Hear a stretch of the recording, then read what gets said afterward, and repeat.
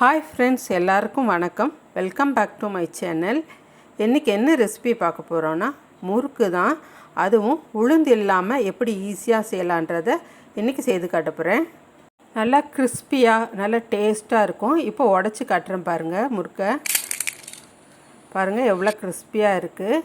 இது ரொம்ப டேஸ்ட்டாகவும் இருக்குங்க. ஈஸியாக செய்திடலாம், டைமும் கம்மி தான். இப்போ எப்படி செய்யலான்னு வீடியோக்குள்ளே போய் பார்க்கலாம். இப்போ 1 கப் அளவுக்கு பச்சரிசி மாவு, கடையில் வாங்கின மாவு தான் வச்சுருக்கேன். கருப்பு எள்ளு, ஓமம் எடுத்து வச்சுருக்கேன். உங்கள்கிட்ட ரேஷன் பச்சரிசி மாவு இருந்தால் கூட யூஸ் பண்ணிக்கோங்க, அதுவும் நல்லா வரும். இப்போ ஸ்டவ் ஆன் பண்ணிக்கோங்க. அடி கனமான பாத்திரம் எடுத்து வச்சுக்க. உங்கள்கிட்ட பேன் குக்கர் இருந்தாலும் யூஸ் பண்ணிக்கலாம். இது வறுக்கிறதுக்காக நான் யூஸ் பண்ணுறேன். 1 கப் அளவுக்கு மாவு எடுத்து அதில் போட்டுட்டு வறுத்து எடுக்கணும். சிம்மிலேயே வைங்க ஸ்டவ்வை, அப்போ தான் அடி பிடிக்காமல் இருக்கும், தீஞ்சும் போகாது. இப்போ இதை லேசாக வறுத்து விடுங்க. இந்த ஈரப்பதம் இதிலேருந்து போகணும். கை விடாமல் லேசாக வறுத்து விட்டுட்டே இருங்க, இல்லாட்டினா செவந்துடும். நான் இந்த வீடியோக்காக 1 கப் அளவுக்கு எடுத்திருக்கேன் மாவு. உங்களுக்கு அதிக அளவு செய்யணும் அப்படின்னா நீங்கள் அரை கிலோவாக செய்துருங்க. 1 கிலோ முழு மாவை போட்டு பிசைஞ்சிங்கன்னா சீக்கிரமே கருத்து போயிடும் மாவு, இல்லாட்டி புளிச்சிரும். அதனால் அரை கிலோவாக செய்யுங்க. இப்போ இதை நல்லா வறுத்து விட்டுட்டேன். ஈரப்பதம் கொஞ்சம் போல் போயிருக்கு. இன்னும் கொஞ்சம் லேசாக வறுபடணும். இந்த மாவை கொஞ்சமாக கையில் தொட்டு பார்த்திங்கன்னா உங்களுக்கு தெரியும், லேசாக சூடு இருக்கும். அந்த சமயத்தில் ஸ்டவ்வை ஆஃப் பண்ணிடுங்க. இதை இறக்கி வச்சுருங்க. இப்போ இன்னொரு பாத்திரத்தில் தண்ணி ஊற்றி அடுப்பில் வச்சுருங்க. எந்த கப்பில் மாவு எடுத்தீங்களோ அதே கப்பில் 2.5 கப் அளவுக்கு தண்ணி சேர்த்து நல்லா கொதிக்க விடுங்க. நல்லா தளதளன்னு இந்த அளவுக்கு கொதித்து வரணும் தண்ணி. இப்போ இதை ஸ்டவ்வை ஆஃப் பண்ணிவிட்டு இறக்கி வச்சுருங்க தண்ணியை. இப்போ மாவு கொதித்த தண்ணி இதை பக்கத்துலேயே வச்சுக்கோங்க. இந்த தண்ணியில் ஒரு குழம்பு கரண்டியை போட்டு வச்சுருங்க. நம்ம அப்படியே எடுத்து ஊற்றணும்னா கையிலெல்லாம் பட்டுரும். அதனால் இது கொஞ்சம் கொஞ்சமாக ஊற்றிக்கலாம் கரண்டி வச்சு. இப்போ கருப்பு எள்ளு, ஓமம் கொஞ்சம், உப்பு கொஞ்சம் தேவையான அளவுக்கு சேர்த்துக்கோங்க. பெருங்காயத்தூள் இதெல்லாம் சேர்த்து மாவோட பிசைஞ்சு விட்டுருங்க. நல்லா கலந்து விடுங்க. தண்ணி இப்போ சேர்க்க வேண்டாம். முதல்ல இதை நல்லா மிக்ஸ் பண்ணிடுங்க. உப்பு எல்லா இடமும் பரவணும். இப்போ கொதிக்க வச்சுருக்க தண்ணியை கொஞ்சம் கொஞ்சமாக இதோடு சேர்த்துக்கங்க. மொத்தமாக ஊற்றாதீங்க, ஏன்னா கட்டி விழுகாமல் இருக்கணும். அதுக்காக கொஞ்சம் கொஞ்சமாக ஊற்றி ஒரு கட்டை கரண்டி வச்சுக்கோங்க. அதில் நல்லா பெசரி விடுங்க. மாவு நல்லா வெந்து வரணும். மாவு வெந்திருக்குன்றதுக்கு உப்பி வரும் மாவு, அப்போ வெந்திருக்குன்னு தெரிஞ்சுக்கலாம்.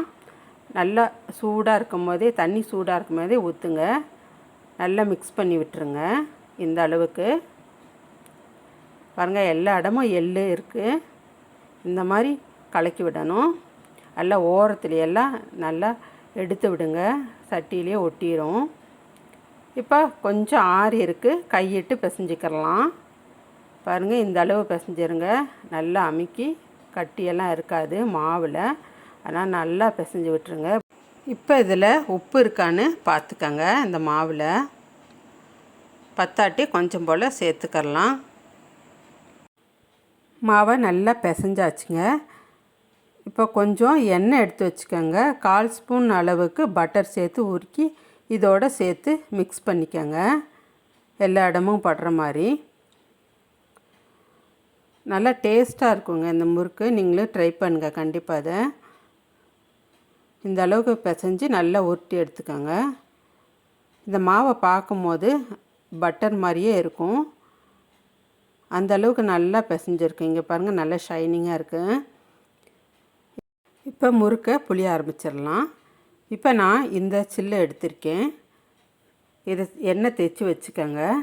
இந்த சில்லில் இந்த கட்டையிலையும் நல்ல எண்ணெயை தடவிடுங்க. உள்ளேயும் அந்த மேல் கட்டையிலையும் நம்ம கொஞ்சமாக ஒரு சின்ன கரண்டியில் புழிஞ்சு பார்த்துக்காங்க, அந்த சில்லெல்லாம் நல்லா போட்டிருக்கீங்களான்னு. இப்போ மாவை உள்ளே போட்டு நல்லா அமுக்கி விட்டுருங்க. கொஞ்சமாக மாவு போட்டு இப்போ கட்டையை வச்சு நான் உங்களுக்கு புழிஞ்சு காமிக்கிறேன் பாருங்கள். அவ்வளோ நீட்டாக வருது பாருங்கள். அந்த விழுகாமல் நல்லா தொடர்ந்து விழுகுது பாருங்கள். மாவு நல்லா வெந்திருக்கு. விட்டு விட்டு வராமல் நல்லா தொடர்ந்து நீட்டாக விழுகுது மாவு. இந்த அளவு போதுங்க. உங்களுக்கு எந்த அளவு சுற்று வேணுமோ, எத்தனை சுற்று வேணுமோ அத்தனை அளவுக்கு நீங்கள் சுற்றி சேர்த்துக்கலாம். முதல்ல நான் எண்ணெயை காய வச்சுருக்கேன். இப்போ எண்ணெயில் போட்டுடலாம் முறுக்கை. மெதுவாக போடுங்க. நல்லா மேலே எலும்பி வந்தோடனே திருப்பி போடுங்க. நான் சின்ன கடையாக இருக்கறனால 2 போடுறேன். நீங்கள் நிறைய செய்யும்போது பெரிய கடாயை வச்சு செய்யலாம். இப்போ இதையும் நல்லா புழிஞ்சு விட்டுட்டேன். இதையும் நம்ம எண்ணெயில் போட்டுடலாம். உங்கள்கிட்ட சின்ன சாசர் இல்லைன்னா பேப்பர் இருந்தால் 4ஆக கிழிச்சா கூட அதில் முறுக்கை புழிஞ்சு வச்சுருங்க முதல்ல. இப்போ இதையும் போட்டுட்டேன். இப்போ அது நல்லா வெந்திருக்கு முறுக்கு முதல்ல போட்டது. அதை எடுத்துட்டு இதை திருப்பி விட்டுருங்க. இப்போ நல்லா வெந்துருச்சு பாருங்கள். இப்போ இதை எண்ணெயெல்லாம் இருத்துட்டு பிளேட்டில் போட்டுடலாம். பாருங்கள் நல்லா செவந்து வந்திருக்கு முறுக்கு. இந்த மாதிரி உங்கள்கிட்ட ப்ளைன் தோசை கரண்டி அந்த இருந்தாலும் புழிஞ்சு விட்டுருங்க. ஈஸியாக இருக்கும் போடுறதுக்கு. பாருங்கள் மேலே எலும்பு வந்துருச்சு முறுக்கு. அடுத்த கரண்டியில் சுற்றி இருக்கிறதையும் போட்டுட்டேன். நல்லா வெந்து மேலே வரணும் முறுக்கு. இது பண்டிகை காலங்களில் தான் செய்யணும்னு இல்லைங்க. பிள்ளைங்களுக்கு சாயங்காலத்தில் ஸ்நாக்ஸாக இந்த மாதிரி செய்து வச்சிட்டிங்கன்னா எடுத்து சாப்பிடுவாங்க. ரொம்ப டேஸ்ட்டாக இருக்கும். இது சீக்கிரம் வேலை முடிஞ்சிடும். பொருட்களும் கம்மி தான். பச்சரிசி மட்டும் இருந்தால் போதும் உங்கள்கிட்ட. இப்போ இந்த முறுக்கை திருப்பி போட்டுருங்க மெதுவாக.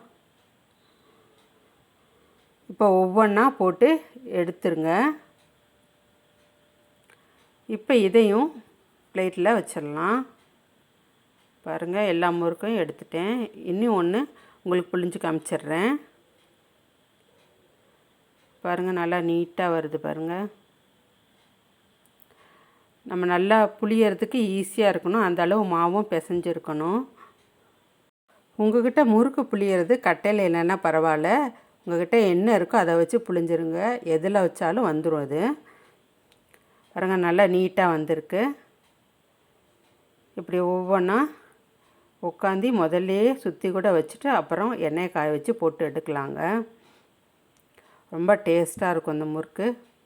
நீங்களும் இந்த மாதிரி வீட்டில் ட்ரை பண்ணி பார்த்துட்டு எப்படி இருக்குன்னு கமெண்ட் பண்ணுங்கள். ரொம்ப எண்ணெயை காய வைக்காமல் சிம்மிலே வச்சு போட்டு எடுங்க. அவ்வளோதாங்க. சூப்பராக உளுந்தெல்லாம் முறுக்கு ரெடி ஆயிடுச்சுங்க. இது தீபாவளிக்கு நீங்களும் ட்ரை பண்ணிவிட்டு எப்படி இருக்குன்னு சொல்லுங்கள்.